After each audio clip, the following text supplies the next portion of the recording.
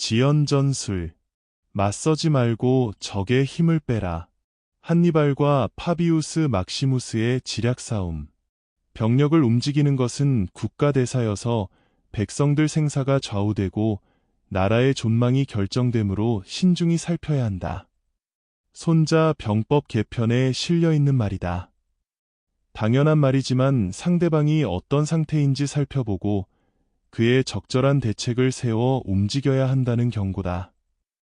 진입한 시장을 잘 살펴보니 엄청나게 막강한 상대가 자리 잡고 있다.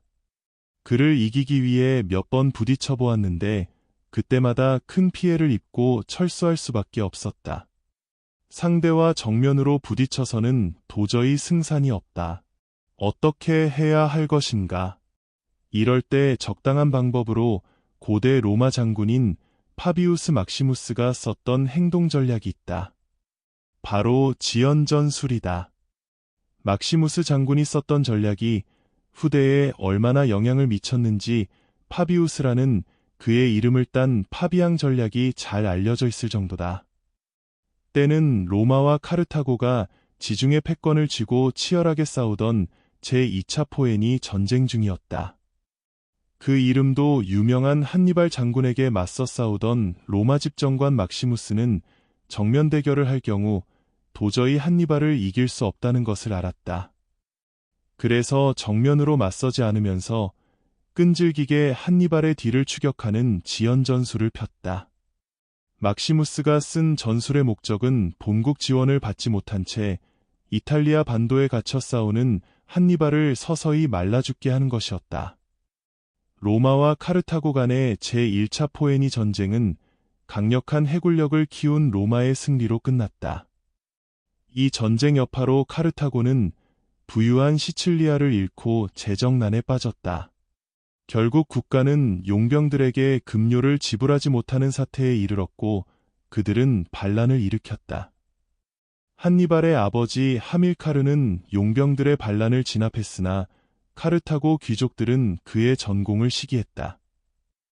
국내의 어지러운 정치에 환멸을 느낀 하밀카르는 본국을 떠나 에스파냐로 가서 그 지역을 평정하고 세력을 구축했다. 아버지의 뒤를 이어받은 한니발은 로마를 정벌하지 않고는 세력을 유지할 수 없다는 결론을 내리고 기원전 218년 원정군을 편성하여 이탈리아로 원정을 시작했다. 우선 갈리아로 들어가 병력과 물자를 보충하고 알프스 산맥을 넘는 길을 선택했다. 하지만 추위와 싸우며 제대로 된 장비도 갖추지 않은 군대가 해발 4,000m에 이르는 산이 즐비한 알프스를 넘기란 쉬운 일이 아니었다. 한니발군이 알프스를 넘기 시작할 때 보병 5만과 기병 1만 2천, 코끼리 37마리가 있었지만 이탈리아에 도착하고 보니 보병 중 1만 2천 명이 목숨을 잃었고 기병은 4천 명이나 사라졌다. 더구나 코끼리는 대부분 죽어 겨우 한 마리만 생존한 상태였다. 하지만 그들에게는 한니발이라는 급수가 다른 리더가 있었다. 전리품을 얻기 위해 참가했던 대부분의 카르타고 병사들에게 한니발은 국가에 대한 충성보다는 자신에 대한 충성심을 요구했다. 자신과 함께하면 어떤 상황에서도 승리할 수 있다는 자신감을 불어넣어 주었고 이는 이후 막강한 로마군을 연파하는 강력한 원동력이 되었다.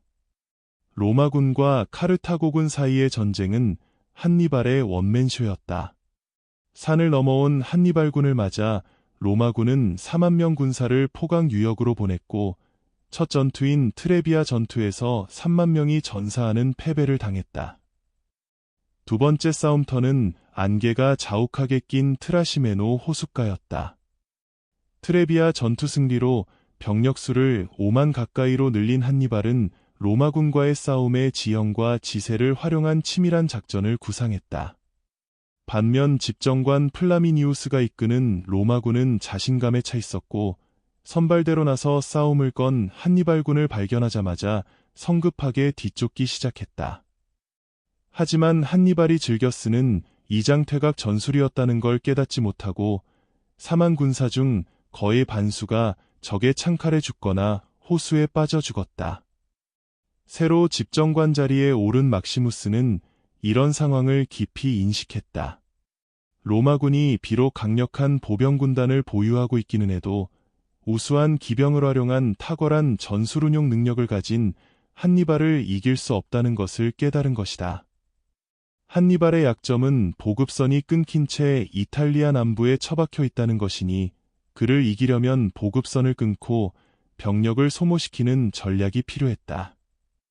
막시무스는 병사들을 보내 한니발과 교전을 벌이되 절대 대규모 전투로 이어지지 않도록 조심했다. 하지만 정정당당하게 적과 싸워 이기는 것을 자랑스러운 전통으로 이어온 로마인들은 막시무스의 지연 전술을 이해하지 못했다. 결국 막시무스는 매년 선거로 뽑히는 집정관 자리에 오를 수 없었다. 기원전 216년 새로이 집정관에 오른 타렌티우스 바로와 아이밀리우스 파울루스는 8만 명 대군을 편성해 한니발이 칩거하고 있는 이탈리아 남부로 떠났다. 장화처럼 생긴 이탈리아 반도 뒤축에 해당하는 칸나의 평원에서 벌어진 이 싸움은 한니발을 전쟁 명수로 기억하게 만들었다.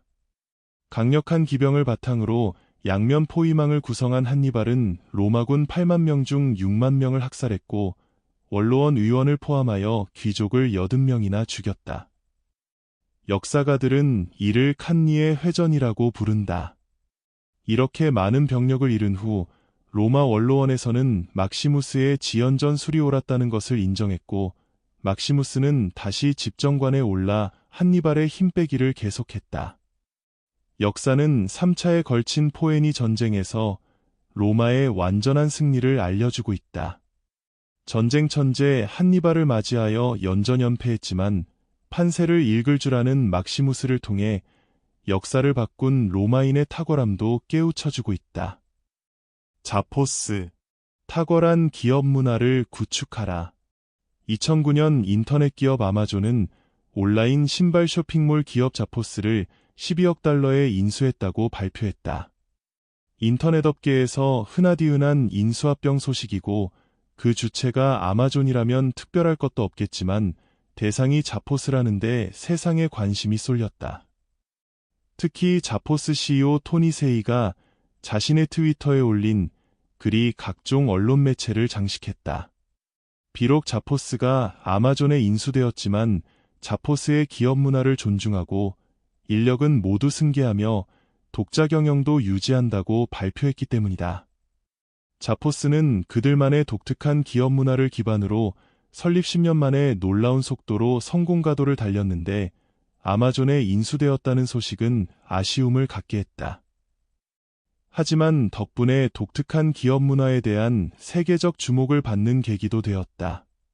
한국 같으면 대기업에 인수되지 말고 독자 생존하지 뭐하러 다른 기업에 인수될까 하는 생각을 갖게 마련이지만 자포스는 약자로서 살아남기 위해 아마존을 택했다.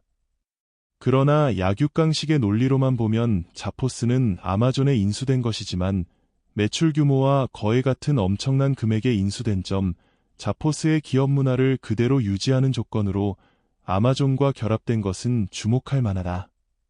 그렇다면 자포스라는 회사가 가지고 있던 탁월한 기업 문화는 어떤 것이었나?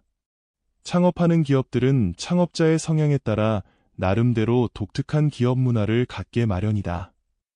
자포스 CEO 세니는 매출이 증가하고 지속적인 성장을 위해서는 직원이 행복해야 한다고 보았다. 직원들이 행복하면 그 행복을 고객에게 전달할 것이고 그러면 기업은 저절로 성장할 수 있을 것이라고 믿은 것이다. 먹고 사는 것만이 최고의 가치가 될 수 없는 세상에서 고품질 물건을 최저가에 판매한다는 뻔하디뻔한 전략은 차별화 요인도 되지 못한다.